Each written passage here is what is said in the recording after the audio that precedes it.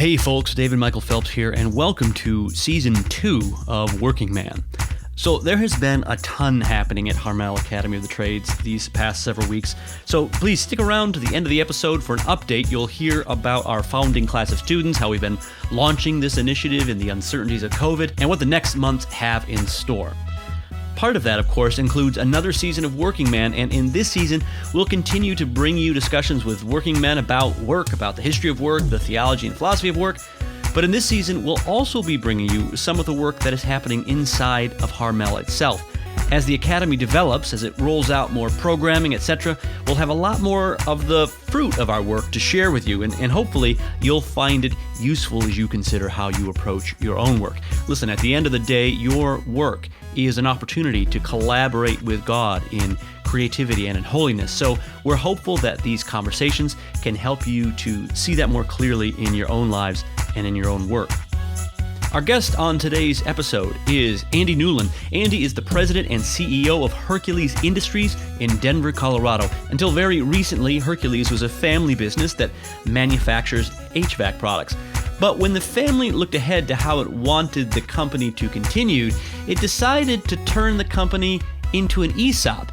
And in this episode, you'll learn what that means, and you'll learn one company's insight into how the principles of Catholic social teaching can move from theory on a page to practice on the shop floor. So without further ado, here is Andy Newland.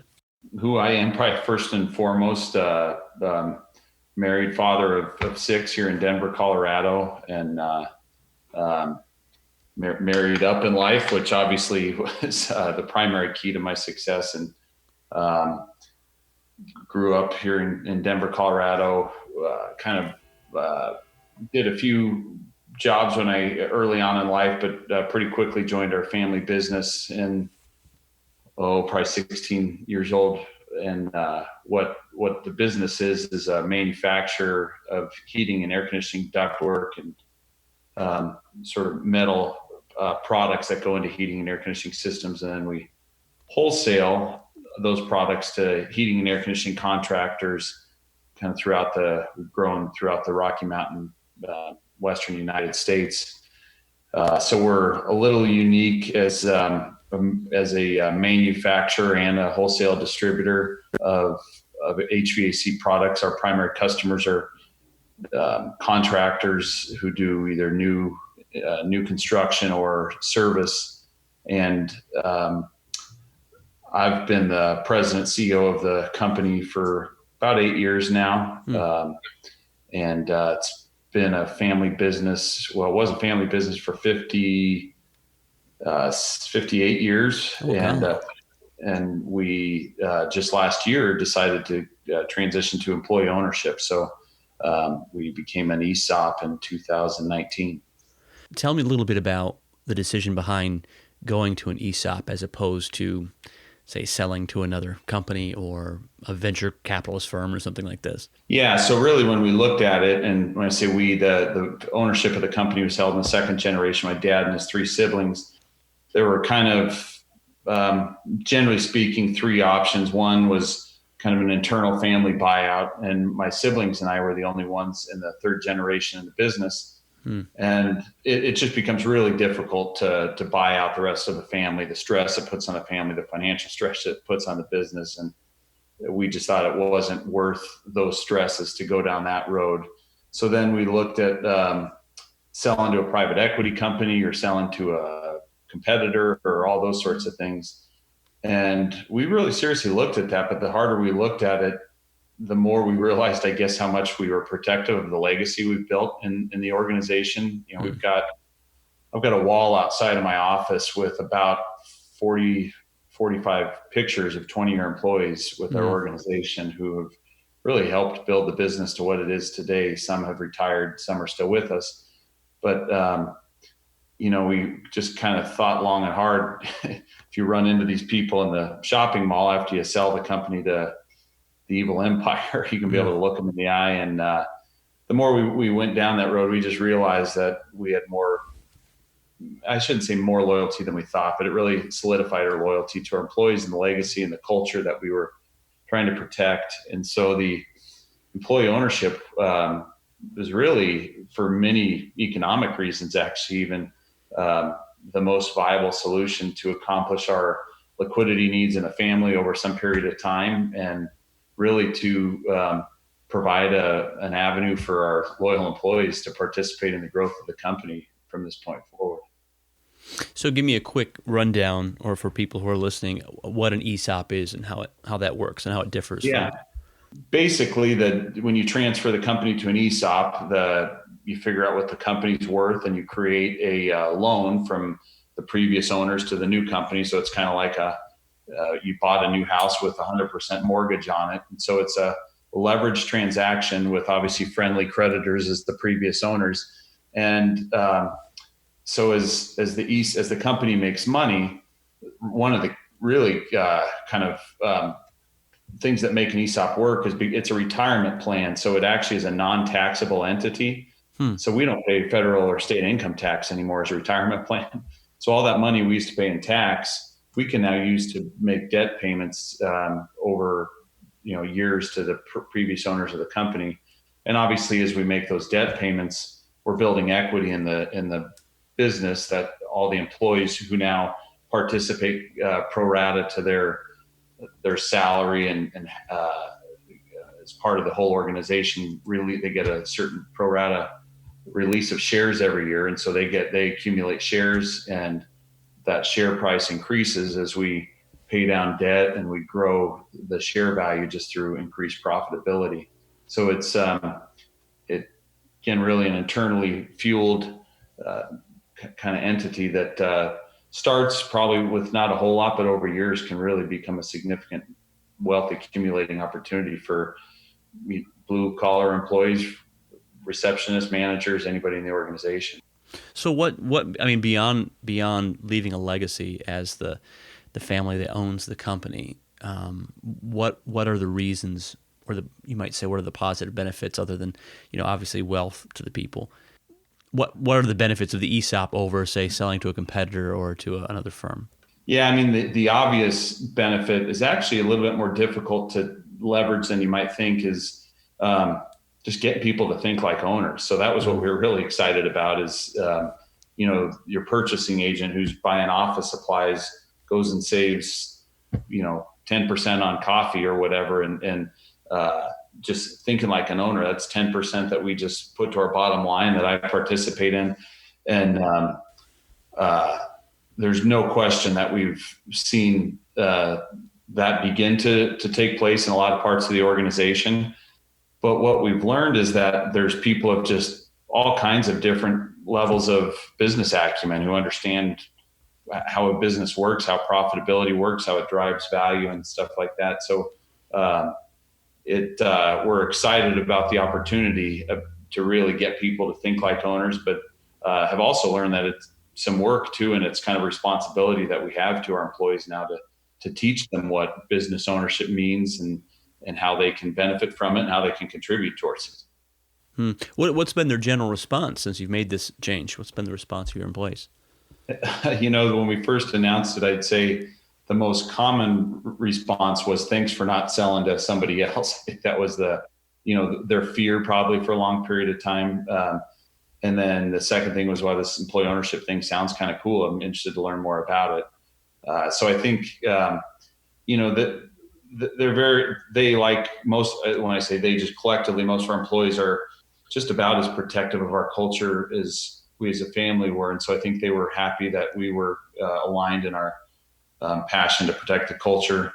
And I think just kind of a general intrigue about how they can participate in employee ownership and what that means over several years. We worked with a consultant to kind of help us launch out of the gate and help educate employees.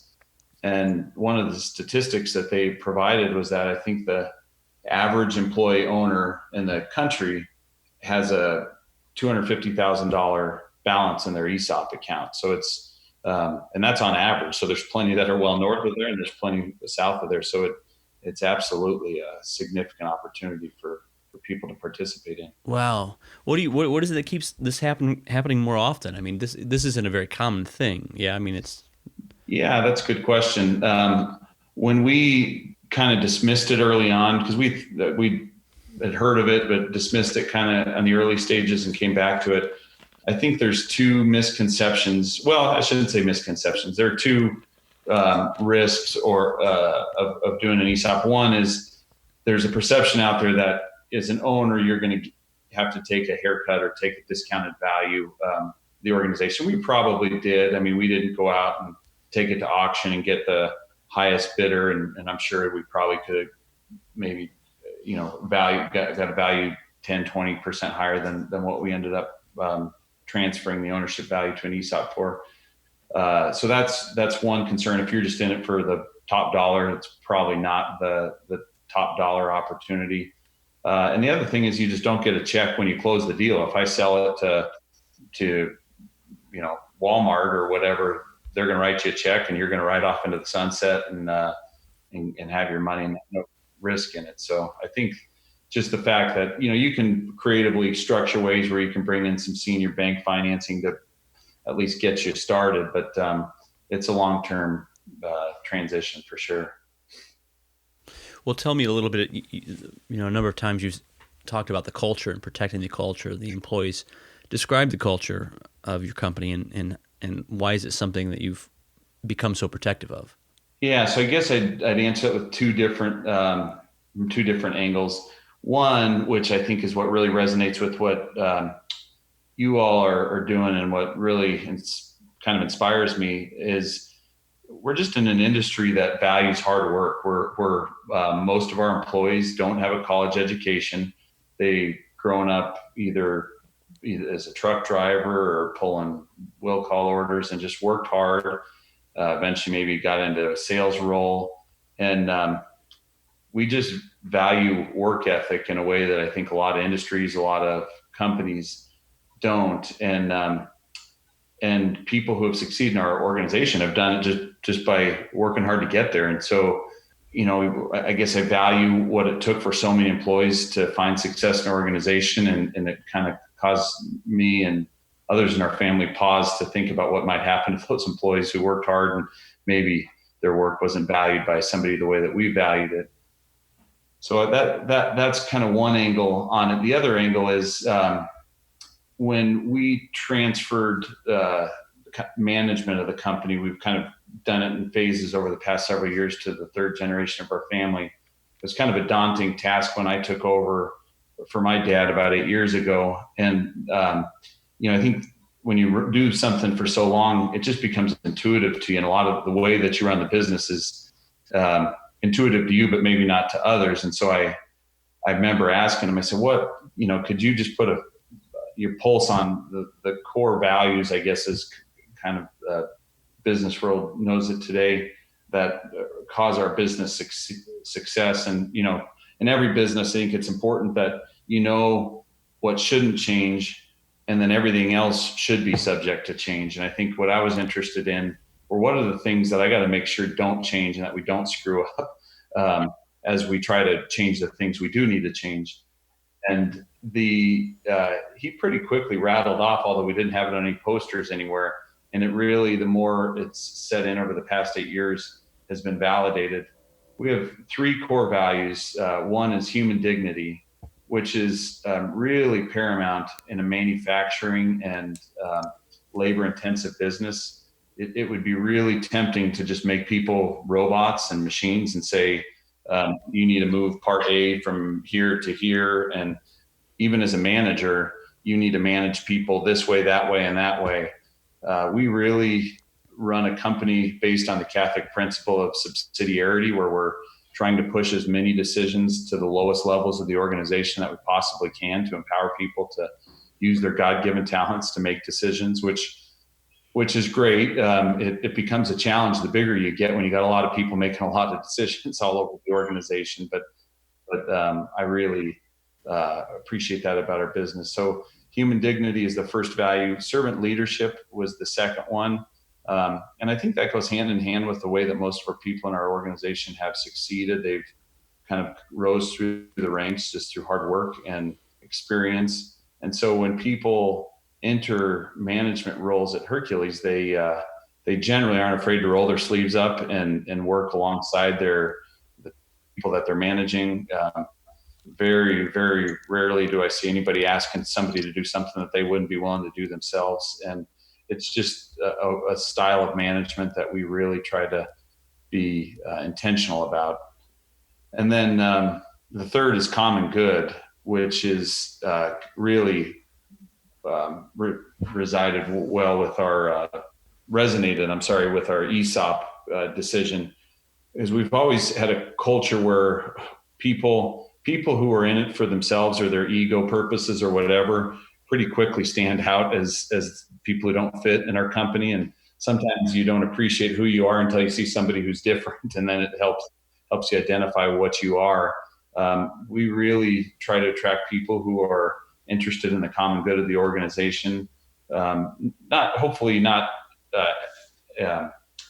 exclusively of their own benefit. Hopefully it can be for their benefit and the common good. But we've done things like we don't have any sort of commissions in our organization that are based on individual performance. It's all kind of a bonus that is paid to everybody based on company performance. And if the company succeeds, then everybody participates in a bonus.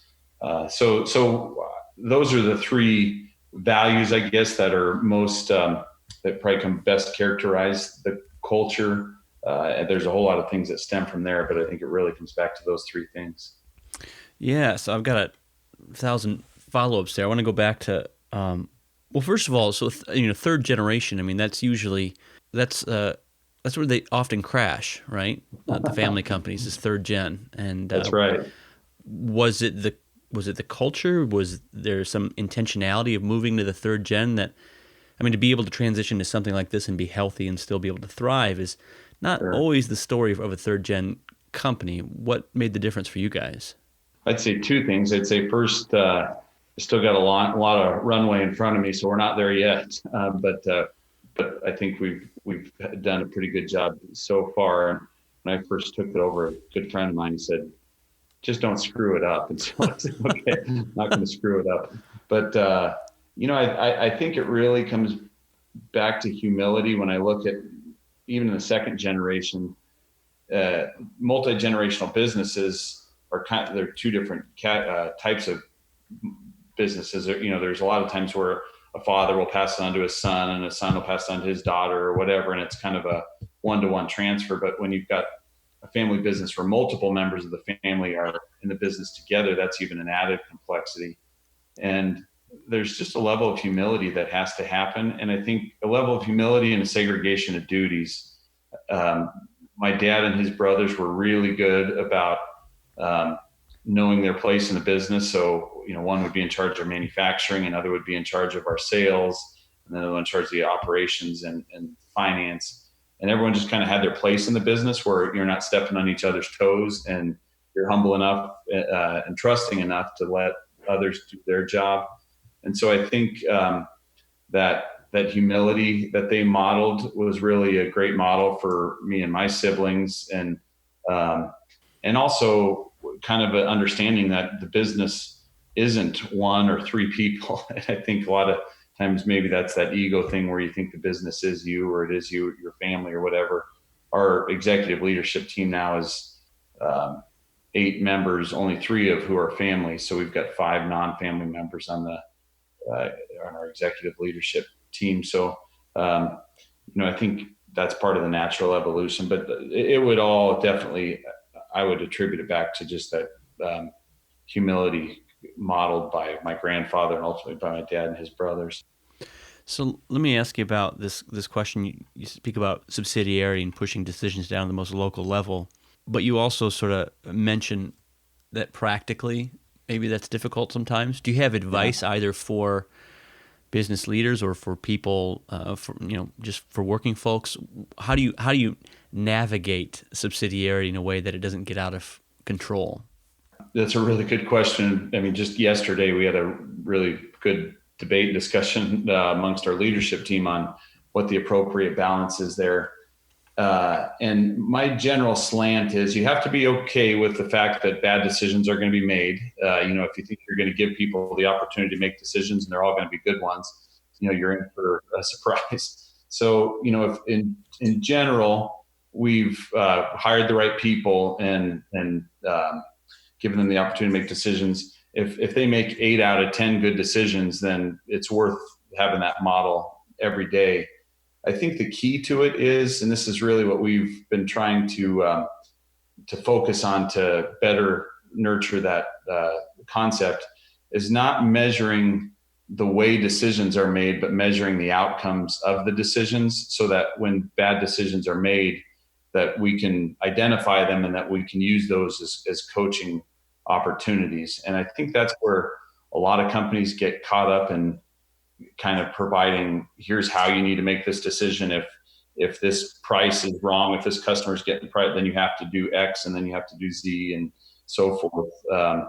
But not so much focusing on the way that decisions are made, but just the outcomes of those decisions, and then using those to coach people. But then the other thing I would add is there are things, I mean, we're 550 employees in 20 different locations. There are things that you can't just leave up to people to decide how to do. We can't have everybody invoice the way that they want to invoice, and everybody to price things the way they want to price things. And so you kind of do have to set the non-negotiables, the things that are here. These are things that we're going to tell you how these need to be done. Everything else is up for you to do the way that you see fit. But I think that's important to set those non-negotiables.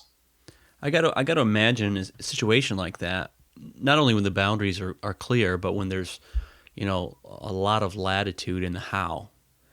I imagine that people end up feeling much more maybe creative. I hate the word empowered. It's thrown about too much, but empowered, sure, right?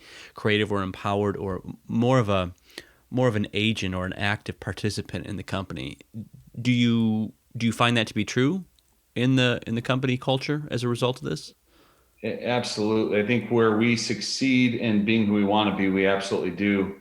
There's nothing that frustrates me more, like any company, where I'll hear of, basically a lack of servant leadership, where a manager is telling people to do things the way that he wants things done, and wouldn't expect to get treated that way itself. So for me to say that we've perfected it would be hypocritical. It's something we strive to be better at every day. But yeah, I think we've had all kinds of creative opportunities. Most of our growth has come through our local managers finding new companies, maybe a small distributor that we compete against, or a small distributor in an adjacent market that they've kind of just found and think is an opportunity for us to expand. And we let them kind of do the research and say, if this is an opportunity that makes sense for us, and either we'll buy a company to expand to a new market, or we'll open a new store. But most of our growth has come through just people being creative and finding growth opportunities for our business. Well, let me ask a little more broadly about, 50 years in manufacturing. As a company, your company's seen a lot of change in the economy. What's your read of where things are now? I mean, what are you guys feeling is blowing in the breeze in manufacturing today? That's a good question. I think, first of all, in general, in terms of manufacturing, I do think there's just a tremendous misconception that manufacturing is not done in America, which couldn't be less true. I think statistics will show you there's been a lot of manufacturing come back into the United States. A lot of that has to do with automation. It used to be whoever was whatever country or whatever had the cheapest labor force was the country that could produce products the least expensively. Automation has really leveled the playing field, and I think the United States has really exceeded most countries in terms of automation and manufacturing. So I think that's a double-edged sword. I think the common, the old traditional workforce isn't going to look the way that it looked 20 years ago, where we had welders welding everything by hand, had people assembling things, traditional ways. I think there's always going to be some of that, but I think that workforce is going to transition. I don't know how quickly, it might be 10 years, it might be 20 years, but I think knowing how to engineer equipment, how to just more of an engineering mindset, which again doesn't replace the need for work, because there's a lot of hands-on work that needs to be done to do that. But I think in terms of the future of manufacturing, that's definitely the direction that it's going, and it's the reason that manufacturing will continue to thrive in America for a long period of time. I think people have this manufacturing, quote unquote, sort of went away for a while, and it comes back. But I think people still, in their imaginations, have a view of manufacturing that they probably inherited from the previous generation or the one before it. And when you say manufacturing, like you said, you think of, well, here's a line of welders, everything's by hand, and here the machinist working on their Bridgeport or whatever. Not that those things aren't there, but manufacturing is a lot more sophisticated than I think most people who don't have any experience in it understand.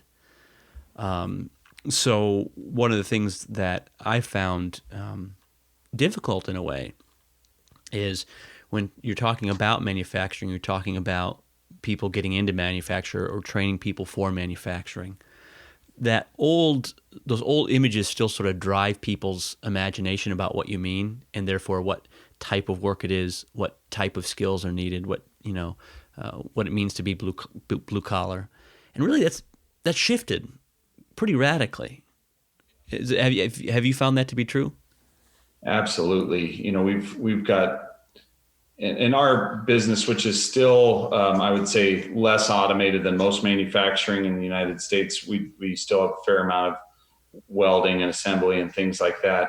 But we've got a laser cutting machine that will cut metal 24 hours a day, lights out for 16 hours, where we're programming the machine to cut certain patterns for 16 hours while nobody's in the building. And it's got all kinds of technology that makes sure that the process keeps running and alert. So people that, run that machine 10 years ago were people maybe that were cutting it with a bandsaw. And now really some of those same people, maybe not the bandsaw operator, but the same pool of labor is we've trained to program that machine and how to make sure that it's programmed to run for the next 16 hours.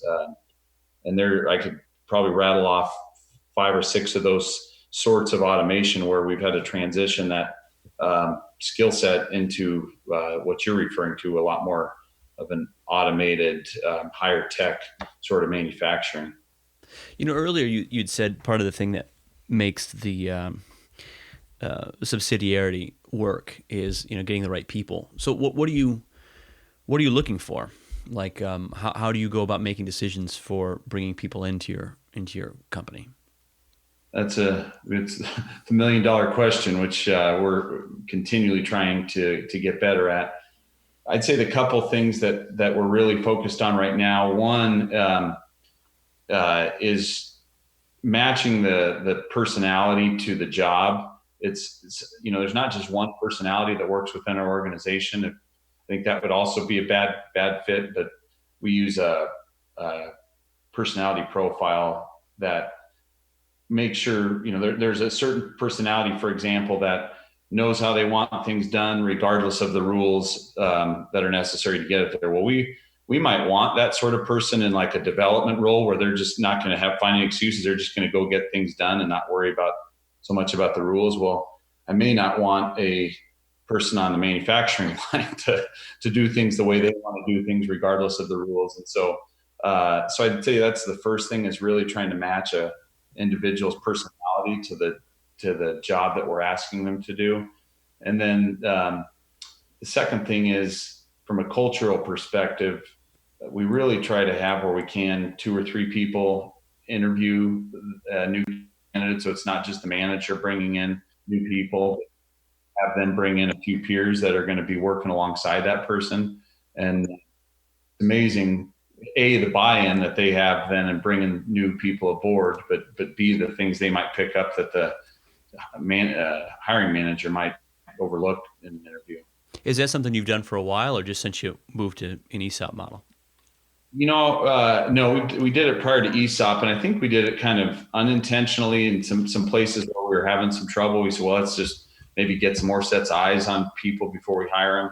And so that model has worked. So, I mean, literally right now we're trying to expand it to other parts of the organization. There's a few parts at our corporate office where we're doing that with everybody. So we're just trying to formalize that. Again, that's kind of the, again, back to subsidiarity. We think that's the right way to interview somebody. And so we're working towards creating that as a more formal process. While again, we're not going to script all the questions. We're going to ask the hiring manager to do it their way, but we think having multiple eyes on the candidate is a much lower risk proposition. Right.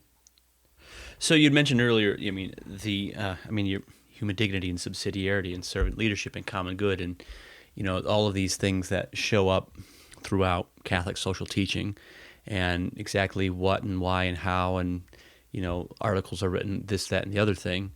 But then at some point you have to operationalize it, right? And what I find interesting is you can read the encyclicals, you can read the theologians, the philosophers, you can read all of these things, you can educate yourself in these things, understand them, debate them, but at some point you have to make them happen, right? And that's the thing where personally, I speak for myself here, I don't see a lot of conversations by the people who are making them happen, right? Which isn't bad. I mean, we need people working in theory, but we need practitioners. Right.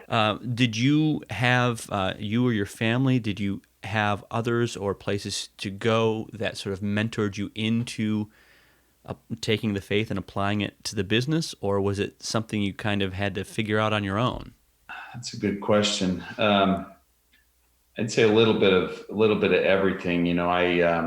There's a lot of great business curriculum out there that some kind of explicitly faith-based and some just kind of using the same principles. Patrick Lencioni, who's a Catholic, writes a lot of great business practical applications that embody a lot of what we're trying to do. Our strategic planning process is totally based on Patrick Lencioni's model that he lays out in The Advantage. I'm used some of Matthew Kelly's stuff. He's got a business arm, and his general principle is to help make people the best versions of themselves. And way before I knew Matthew Kelly, the last line of our mission statement is that we want our company to be a place where our employees succeed financially, intellectually, emotionally, and spiritually. We knew that our job was to help, what Matthew says, make them the best versions of themselves. So that was easy to put on paper. I think he's kind of inspired some things that we've done in terms of mentorship and helping really engage with people and get to know them on a more personal level. But I'd say the most practical thing, if I were to point to one thing that really took those values and made them just part of our systems, I guess maybe it's not the best word, but we do 360 surveys.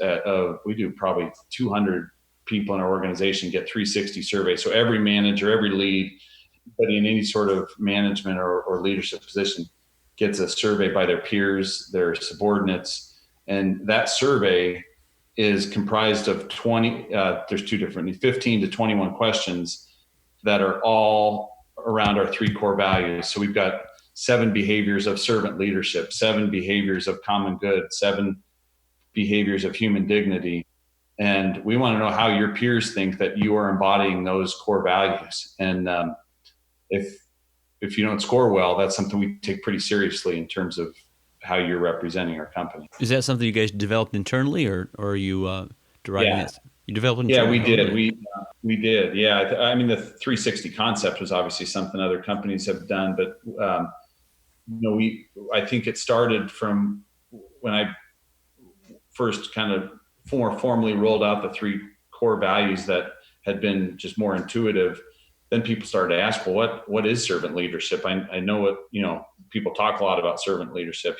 Again, it's great to put it on a poster and to put it in theory, but then we thought, well, how do we make this more practical? And the best way that we could think to do that was ask people's peers and subordinates whether they're conducting themselves these ways. And, I think sometimes the most beneficial things are the most simple things that we can do. Yeah, I mean, no, that's right. Even the notion of asking the people that have the businesses that are working, okay, what does it look like? And that's really the thing that's become my fascination. Well, one of the things that's become my fascination, that, like I said, that the theory is great, but the people who are doing it, those are the people who are working are the ones that should be telling us what work is. Not that, again, I'm not discounting the other stuff. It's important, but that's a voice you don't hear a lot of. And yeah, so what does it look like servant leadership? Well, ask the guy he's leading. That's the guy who's going to tell you. Yeah, yeah, that's right. I had someone say the other day in a similar conversation, and because I'd asked something along the lines of, what is what is leadership or something, some inane question like that, and the response was, well, turn around, and if there's no one following you, then you ain't leading. And I thought, oh, well, that's remarkably simple and rootsy and profound at the same time. So yeah, I like that. So, one of the things we're trying to do is kick off conversations like this that are with those people who are a little closer to the work, so to speak. As we go out and have those conversations, what questions should we be asking to really understand work? As we talk to working people, what should we be asking them about their work that would be beneficial for others to hear? Off the cuff, I'd say that people in those sorts of roles, there's ways in which they want to be led. And I think, it's a balance. We can't just kind of put people out on an island and hope they can figure it out and engage their mind and so forth. So yeah, I think a really constructive dialogue is in what ways do they need to be led, and in what ways would they like to be kind of left to learn on their own. And we have an internship program that really we've tried to dial that in. College interns come in, and we, to some extent, we give them a little bit of training, and then we just kind of put them out there and let them master the trade. Every Monday I send out some leadership content. You may have heard there's the butterfly theory, and it's a story of a butterfly, struggling to come out of the cocoon, and the guy's watching it and saw how tough it was for the butterfly to come out. And he came back, he was still struggling. He eventually cut the cocoon open so the butterfly could come out, and he didn't understand that process of struggling out of the cocoon is what gets all the fluids off the wings and helps the butterfly to fly. And cutting him out, he just doomed the butterfly to not be able to fly. So I think it's really identifying where people need to kind of learn on their own and where they need to be led. And that's again, probably an overly theoretical answer, but I think leadership in general could be boiled down to kind of figuring that out to some extent.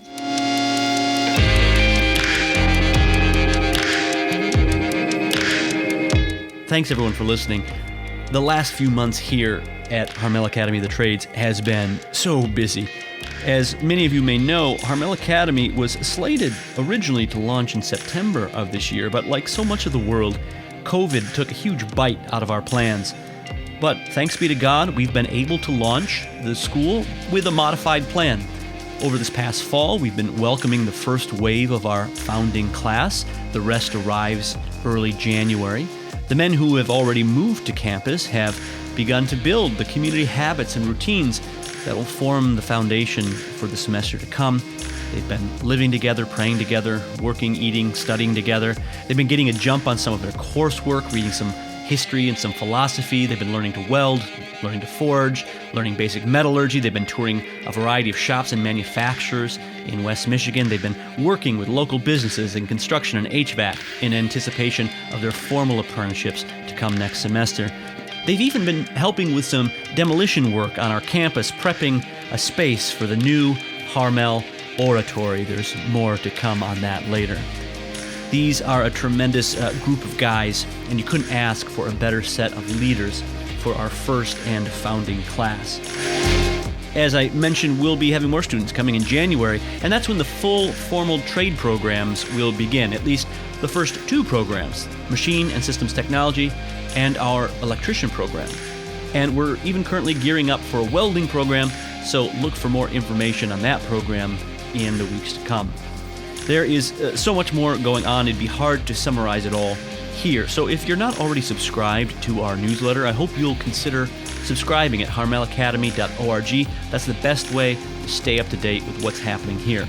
And one last thing you should know, our recruiting for next fall is already underway and applications are already rolling into the Academy for our programs for the fall of 2021. And while we're still a year away from welcoming the men who are applying, now we can always use your help in finding good candidates. So please share Harmel Academy with those you know, subscribe to our feeds on Facebook and Instagram and Twitter, and subscribe to Working Man and share it with your friends and family and leave us reviews on Apple Podcasts. Listen, it's been almost entirely by word of mouth that we have been able to get to where we are now, so we couldn't do it without you sharing our work with those you know. So thanks for doing that, thanks for continuing to do that, and we'll see you soon.